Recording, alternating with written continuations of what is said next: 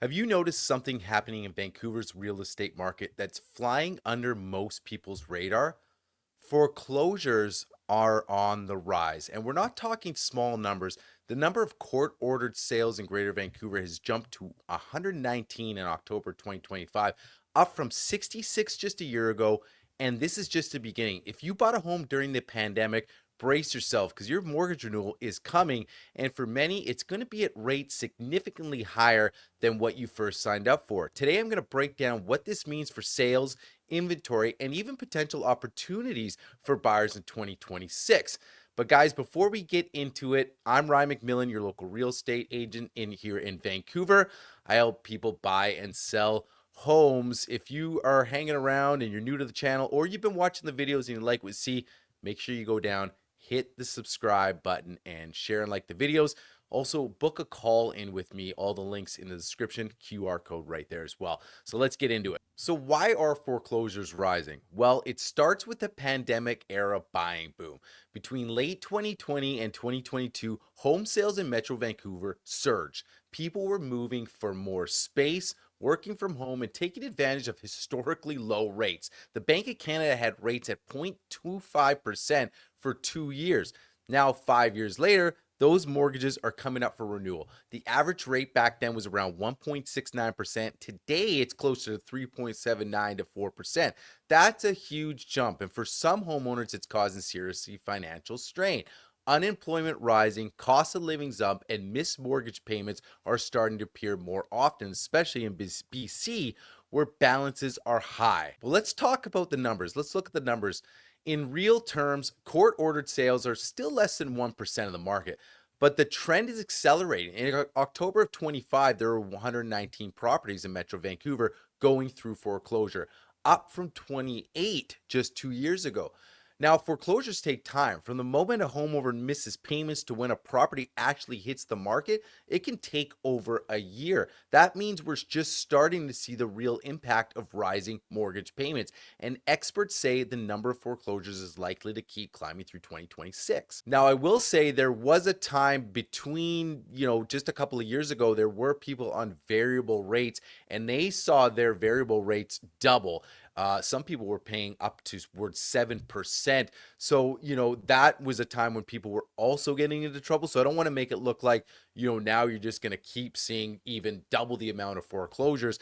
But this is a climate where we're seeing just a market where people are tighter and tighter. And now, now we're focusing on these record amount of renewals in 2026 from the boom, the trend will continue. What does this mean if you're a buyer? Let's focus on that for a minute. So here's the interesting part for a buyer. Court ordered sales are different from traditional real estate transactions.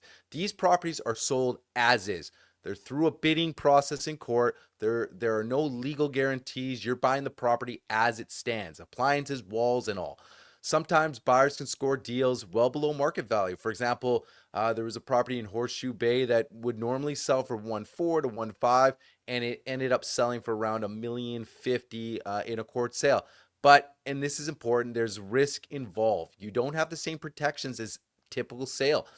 Tenants or previous owners could leave damage, and you're responsible for everything once the gable hit drops. So for buyers who are prepared, they understand the process and do their homework, there's an opportunity here, but it's not for the faint of heart. So you need to know exactly what you're getting into. What does this mean for the market overall? So let's look at that. So from a market's perspective, rising foreclosures could slowly add to the inventory, giving buyers more options in 2026. But it's a double-edged sword.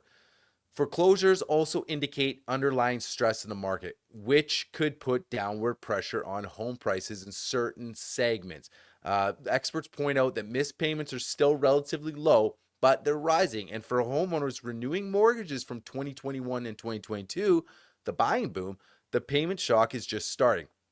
As more people face higher rates, we could see more foreclosures, more court sales, and a market that starts to shift to a even more buyer friendly environment. But the foreclosures is part of the story. There are also people that are proactive. To get to that point where you're in the foreclosure stage, you are really deep into it. You're missing payments. It has to go through multiple steps before it gets to a foreclosure, and you're at that final stage here. So it could be people being proactive where you just see more listings coming on, where people take a look at their situation and say, listen, this is a bit of a price shock now, a sticker shock from where we got in. Maybe we stretched ourselves in 2021 and 2022. Let's think about maybe moving on. Plus, you take into account the higher cost of living. Cost of living was relatively cheaper back in 2020, in 2021.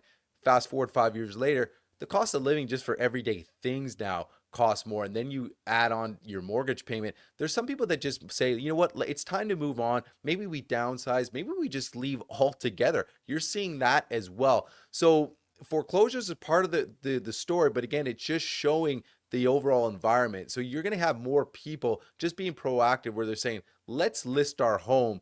And because we know that we're not going to be able to sustain this type of payment month after month after month. So you're going to see that as well.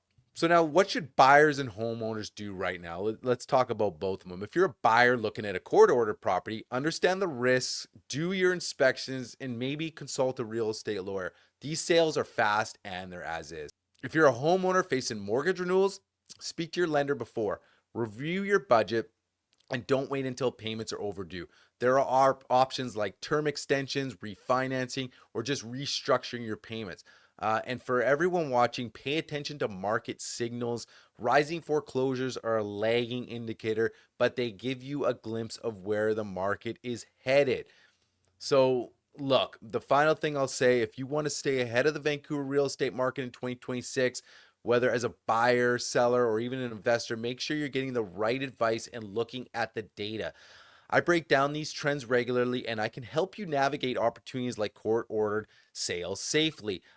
So, guys, listen, appreciate you getting to the end of the video. Hit the subscribe button, like the video, and if you're thinking about buying or selling, send me a message. I can walk you through the process and help you make informed decisions in today's market.